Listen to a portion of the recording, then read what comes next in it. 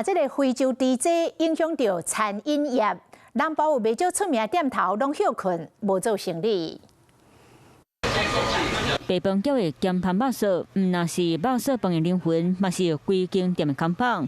2024年摆咧比顶美食名单，各用真金肉臊饭，知影无猪肉，即马拢用库存咧煮。纯库存咧卖啊，就是可能过一礼拜的量，啊无就嘛无法度，我嘛是爱休困。高附另外一间在地面店贵价肉臊饭，头家讲猪肉库存的量低买无法。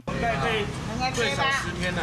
有人讲猪肉库存，有的早着无猪肉，盐埕老店阿进乌白菜讲过买休10天。同款状况台南亲像有名的阿明猪心肠粉，门口挂牌仔买休到11月初5，佮写台湾加油。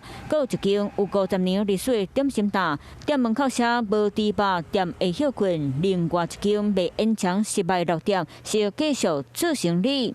我们也有卖一些那个海鲜类啊、菜类啊。哦，对啊，所以就替代了哈。对，无猪肉就卖海产和别种肉类，加减猛赚。不过，干那靠卖猪肉，就真正无法。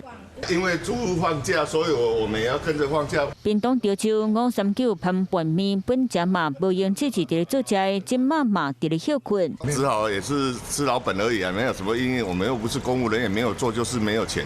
受到非洲地震影响，猪遐袂当台嘛袂当在，管制的时间前长90天，唔那做食猪肉上嘛受到影响。跟台厂调货，然后就是有一车，然后就是给我们。